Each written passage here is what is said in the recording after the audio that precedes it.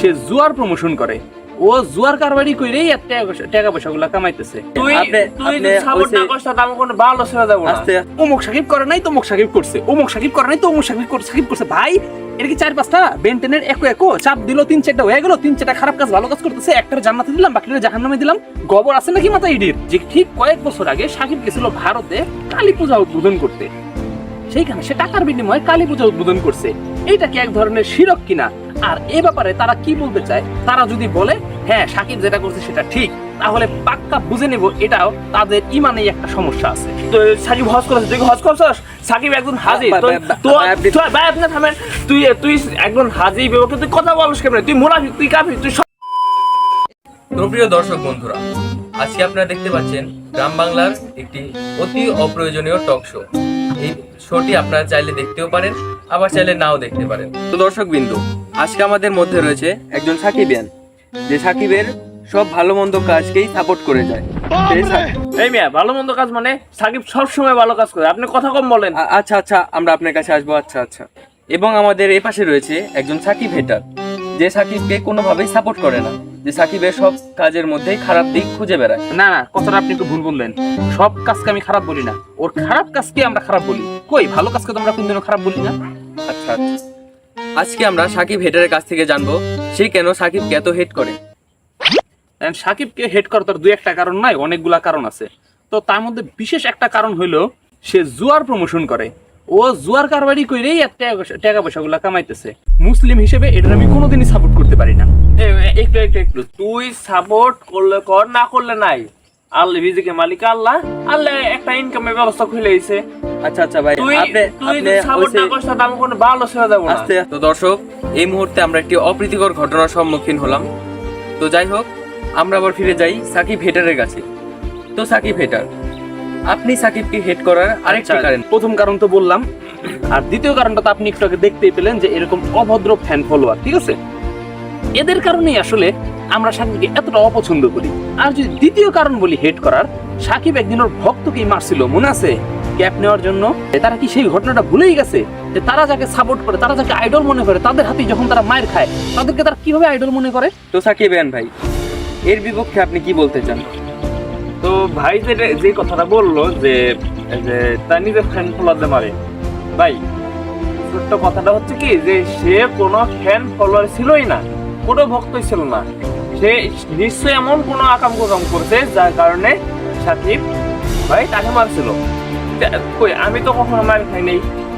তো আমাদের সাকিবিয়ান ভাই এই যুক্তিটি ভালো মতোই ডিফেন্ড করতে পারলো। তো আমরা আবার ফিরে যাই সাকিব হেটারের কাছে। ভাই, আপনি সাকিবকে হেট করার আরেকটি কারণ বলুন।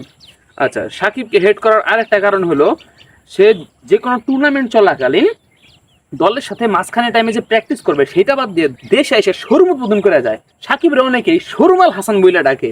সাকিব কি ভুলে গেছে? সাকিবের ফ্যান ফলোয়াররা কি সেটা ভুলে গেছে? এটা তো খেলোয়াড় সাকিব করে নাই, এটা হচ্ছে ব্যবসায়ী সাকিব। কেন খেলার পাশাপাশি কি ব্যবসা করা যায় না?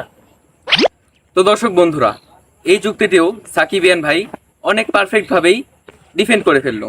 তো আমরা আবার ফিরে যাই সাকিব হেটারের কাছে।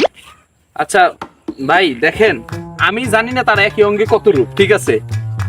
অমুক সাকিব করে নাই তমুক সাকিব করছে, অমুক সাকিব করে নাই তো অমুক সাকিব করছে। ভাই এর কি 4-5টা বেন্টেনের একো চাপ দিল, 3-4টা হয়ে গেল, 3-4টা খারাপ কাজ ভালো কাজ করতেছে, একটার জান্নাতে দিলাম বাকিটা জাহান্নামে দিলাম। গোবর আছে নাকি মাথা ইডির? যাই হোক, আমি আরেকটা পয়েন্ট বলি। ও তো হাসিনার দোসর। হাসিনা এতগুলা মানুষের খুন করছে। এই খুন করার কি ওর হাত ছিল না? ও আওয়ামী লীগ করতো না?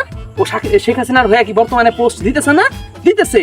সাকিব যেখানে নিজে বলে ও আওয়ামী লীগ, সেইখানে সাকিবের যে এই সব ভক্তরা আছে সাকিবিয়ানরা, ওরা বলে কি সাকিব আওয়ামী লীগ করতো না, সাকিব হ্যান করতো না, তেন করতো না। তারা কি বলতে চায় আমি তাই বুঝি না। তো বন্ধুরা, সাকিব হেটার কিন্তু একটি অনেক সুন্দর একটি যুক্তি দিয়েছে। তো আমরা দেখি এর বিপক্ষে সাকিবিয়ান ভাই কি বলতে চায়। ভাই, আপনি কি বলতে চান? ভাই আপনি কি ছোটখাটো বোকাচোদা নাকি বড় সড়ো বোকাচোদা? আপনি খেলোয়াড় সাকিব, রাজনৈতিক সাকিব এক করে দেখছেন কে? তাদের এই দুই সাকিবকে এক করে দেখবেন না? খুবই অযৌক্তিক একটি যুক্তি দিয়ে সাকিবিয়ান ভাইটি বলল। তো যাই হোক, আমরা আবার ফিরে যাই সাকিব হেটার ভাইয়ের কাছে। দেখেন, যেমন হইতেছে এরকম প্লেয়ারদের সাথে আসলে কথাকে কুল পাওয়া যাবে না। কারণ যাই বলি, দুই সাকিব তো আলাদা। এই সাকিবরে মিলাবেন না, ওই সাকিবরে মিলাবেন না। তো আমার একটা প্রশ্ন, ওই সাকিবের আইনা যদি আমরা এনে শোয়া গান মারি, তাহলে কোন সাকিবের গান মারা হবে? খেলোয়াড় সাকিব, ব্যক্তি সাকিব, রাজনৈতিক সাকিব, ঋণ খেলাপি সাকিব, নাকি ব্যবসায়ী সাকিব? কোন সাকিবের মারা হবে আমি এটা একটু জানতে চাচ্ছি। ভাই আমরা এই সব ডিবেটে না আসি, যাই হোক এগুলা দেশের জনসাধারণ দেখবে, আমরা এখানেই থাকি। আচ্ছা ঠিক আছে, আমি ওই টপিকটা তাহলে বাদ দিয়ে দিলাম। বুঝতে পারছি তার উত্তর দেওয়ার মতো কোনো অবকাশ নেই, তাহলে সে যেমন মানুষ এখন তো রিয়াকশন করে ফেলতো।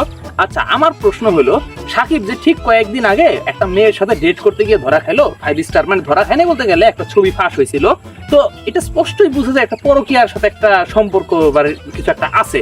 তো এই ক্ষেত্রে আমাদের সাকিবিয়ান ভাইটা কি বলে ডিফেন্ড করবে সাকিবকে, আমি সেটা জানতে চাইতেছি। দেখেন ভাই, এটা খেলোয়াড় সাকিব করে না, এটা করছে রোমিও সাকিব। আর রোমিও সাকিব কার সাথে কি করছে, তারপরে তো আর বউয়ের সাথে কোনো সমস্যা হয় নাই, হয়েছে কি হয় নাই, তো আপনার এত জলে কেন ভাই?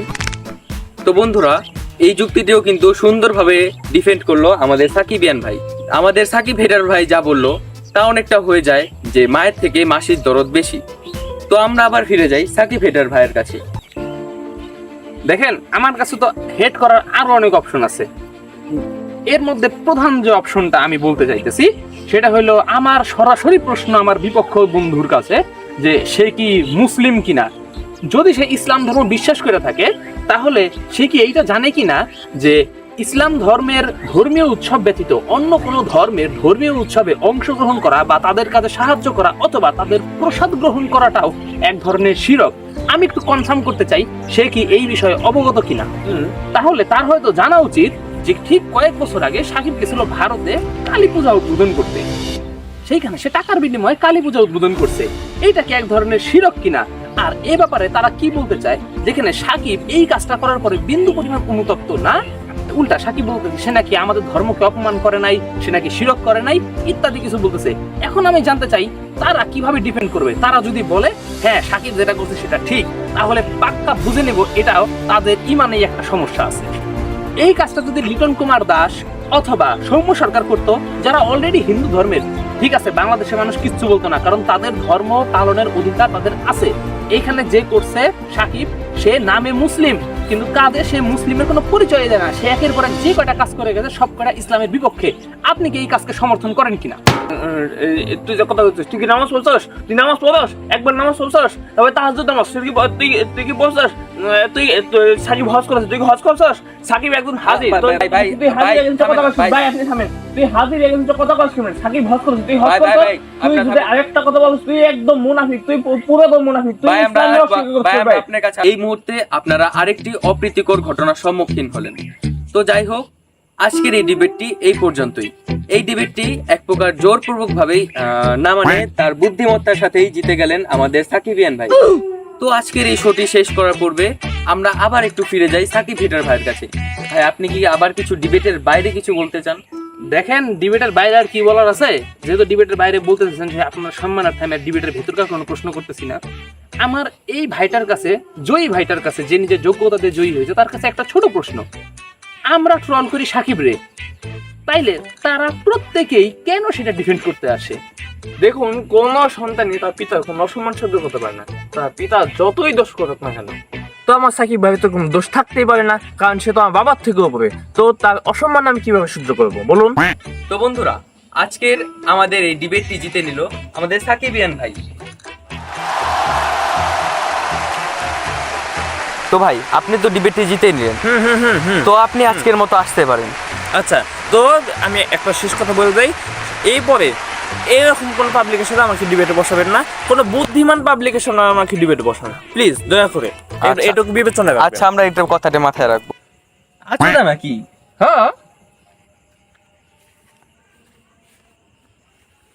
টক শোটা আসলে অপ্রয়োজনীয়।